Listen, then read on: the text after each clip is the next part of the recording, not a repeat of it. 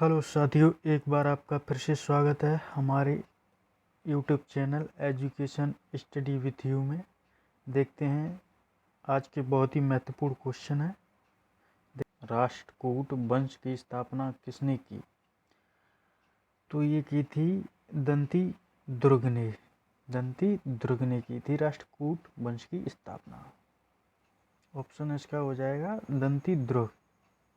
दंती दुर्ग ने राष्ट्रकूट वंश की स्थापना की। राष्ट्रकूट वंश की स्थापना दंती दुर्ग ने की। इसकी स्थापना 8वीं सदी में हुई थी। 8वीं सदी में हुई थी स्थापना राष्ट्रकूट वंश की। क्वेश्चन नंबर 2 की तरफ बढ़ते हैं। सेन वंश की स्थापना किसने की थी? सेन वंश की स्थापना किसने की थी? ये की थी option number B, Hemant Sen ने की थी। सेन वंश की स्थापना हेमंत सेन ने की थी। हेमंत सेन ने की थी सेन वंश की स्थापना। सेन वंश बंगाल का एक राजवंश था। इसकी स्थापना हेमंत सेन ने की थी। बंगाल का एक राजवंश था। क्वेश्चन नंबर 3 की तरफ बढ़ते हैं। कृष्णा प्रथम जो राष्ट्रकूट वंश का राजा था, उसने निम्नलिखित में से क्या बनवाया है? कृष्णा प्रथम जो राष्ट्रकूट वंश का राजा था, उसने निम्नलिखित में से क्या बनवाया था? क्वेश्चन नंबर 3 का देखते हैं। इसने बनाए थे एलोरा की गुफा। एलोरा शिव मंदिर बनवाया था इसने।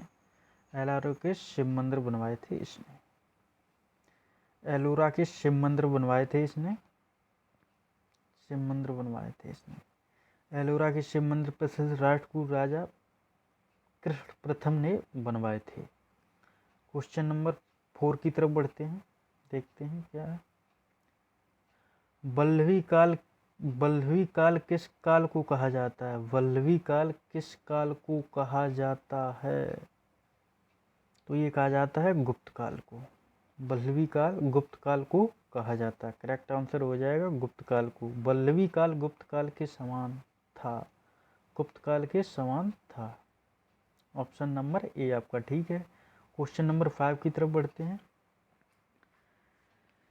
भारत की रुई अन्य रुइयों से अधिक सफेद है, यह विचार किसका था? भारत की रुई अन्य रुइयों से अधिक सफेद है, यह विचार किसका था? क्वेश्चन नंबर 5 की तरफ बढ़ते हैं। ऑप्शन नंबर हो जाएगा इसका बी, मैगस्थनीज का था।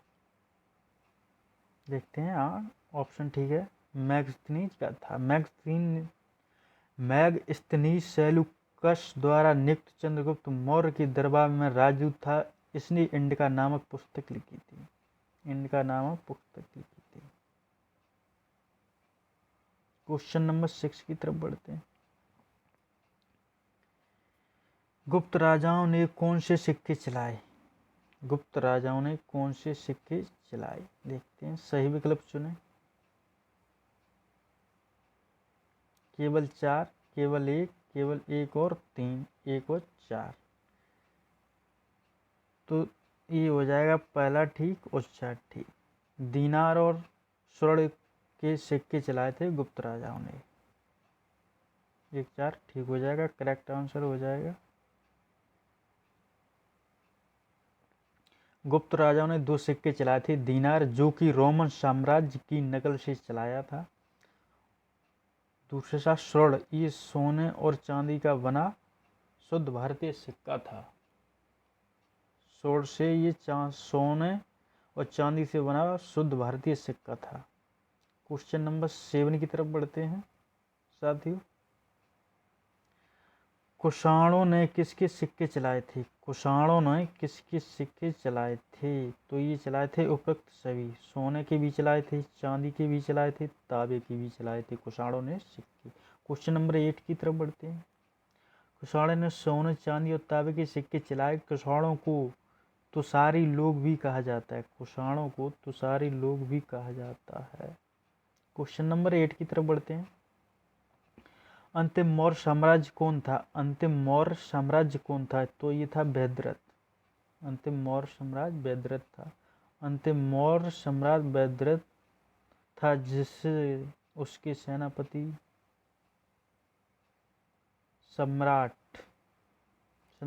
पुष्य सिंह ने मारकर शुंग वंश की स्थापना की थी। पुष्यमित्र शुंग के जो इसका सेनापति था वैद्यरथ का पुष्यमति शुंग था, इसने उसको मारकर शुंग वंश की स्थापना कर दी। क्वेश्चन नंबर 9 की तरफ बढ़ते हैं। अभिधम्म के कथावस्तु के बारे में किसने लिखा? कथावस्तु के बारे में किसने लिखा अभिधम्म के? तो ये लिखा है मोगलीपुत्तिस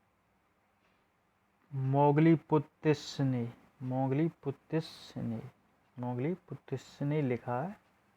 सी करेक्ट हो जाएगा, मोगलीपुत्तिस बौद्ध धर्म के भिक्षु और विद्वान थे। वह अशोक के आध्यात्मिक गुरु थे और अशोक के पुत्र महेंद्र के आध्यात्मिक गुरु भी थे। क्वेश्चन नंबर 10 की तरफ बढ़ते हैं। साथियों, ऐसी ही आपको वीडियो मिलती रहेंगी। अब किस यज्ञ में वैदिक काल में सुरा का प्रयोग किया जाता है? किस युग में वैदिक काल में सुरा का प्रयोग किया जाता है? Question number 10। तो ये किया जाता है सौतामणि। क्वेश्चन नंबर 10 का ए ठीक हो जाता है सौतामणि। वैदिक काल में सौतामणि यज्ञ में सुरा का प्रयोग किया जाता है। क्वेश्चन नंबर 11 की तरफ बढ़ते हैं। 10 राजाओं का युद्ध किस नदी के किनारे हुआ है? 10 राजाओं का युद्ध किस नदी के किनारे हुआ है? क्वेश्चन नंबर 11 का आंसर हो जाएगा ये पुष्करी नदी के किनारे युद्ध हुआ है। पुष्करी नदी के किनारे युद्ध हुआ है। 10 राजाओं का युद्ध पुष्करी नदी के किनारे हुआ। इसे भरतजन के राजा सुदास ने 10 राजाओं के संघ को हराया। क्वेश्चन नंबर 12 देखते हैं। सोमपुरी विश्वविद्यालय की स्थापना किसने की? सोमपुरी विश्वविद्यालय की स्थापना किसने की? ये की थी धर्मपाल ने। Option number C correct answer हो जाएगा, धर्मपाल ने की थी। सोमपुरी विश्वविद्यालय की स्थापना बंगाल के पालवंशी राजा धर्मपाल ने की थी। ये पालवंश के संस्थापक थे धर्मपाल। पालवंश के संस्थापक थे।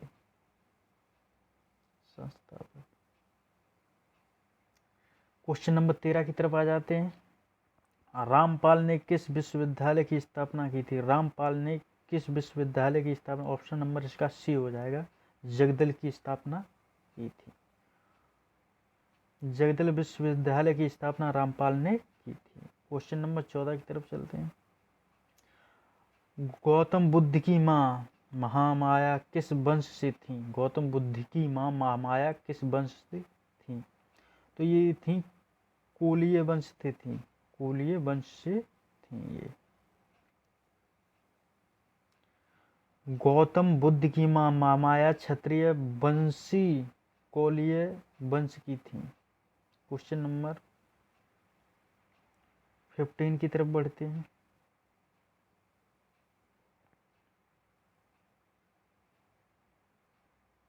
वल्लभी विश्वविद्यालय का विकास किसने कराया? वल्लभी विश्वविद्यालय का विकास किसने कराया?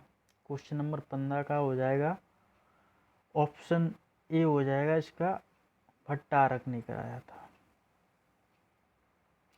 वल्लभी विश्वविद्यालय का विकास भट्टारक ने कराया था। क्वेश्चन नंबर 17 की तरफ बढ़ते हैं।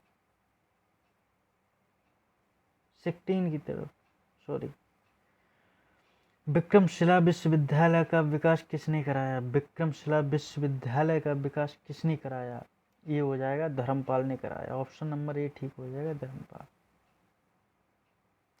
विक्रमशिला विश्वविद्यालय बंगाल में था, जो प्राचीन भारत का एक प्राचीन प्रसिद्ध विश्वविद्यालय था। इसका निर्माण पाल राजा धर्मपाल ने कराया था। क्वेश्चन नंबर 70 की तरफ बढ़ते हैं।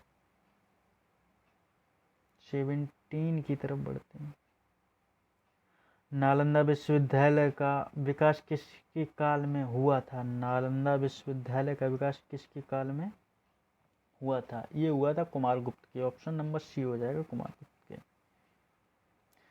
नालंदा विश्वविद्यालय विकास कुमार गुप्त के काल में हुआ था। इसके समय में हुआ था, कि समय हुआ। कुमारगुप्त वंश का राजा और चंद्रगुप्त विक्रमादित्य का पुत्र था। कुमारगुप्त है चंद्रगुप्त विक्रमादित्य का पुत्र था। क्वेश्चन नंबर 18 देखते हैं। बौद्ध धर्म का कौन सा अंग मूर्ति पूजा में विश्वास नहीं रखता है? बौद्ध धर्म का कौन सा अंग मूर्ति पूजा में विश्वास नहीं रखता है? तो इसका आंसर हो जाएगा हीनयान। 18 का हो जाएगा हीनयान। हीनयान नहीं रखता है। देखते हैं क्यों नहीं रखता। हीनयान बौद्ध धर्म की शिक्षाओं पर विश्वास करता है। हीनयान मूर्ति पूजा पर विश्वास करता है और ना ही यह विश्वास करता है कि बुद्ध भगवान थे। क्वेश्चन नंबर 19 देखते हैं। कौन सा पिटक नैतिक आचार संहिता के बारे में बताता है? कौन सा पिटक नैतिक आचार संहिता के बारे में बताता है? तो ये हो जाएगा option number B, Vinaya Pitaka. Vinaya Pitaka नैतिक आचार संहिता के बारे में है। इसके मुख्यतः कानून था। इसमें संघ भिक्षुओं और भिक्षुणियों के लिए नियम। 20 की तरफ बढ़ते हैं और आज का अपना ये लास्ट है क्वेश्चन।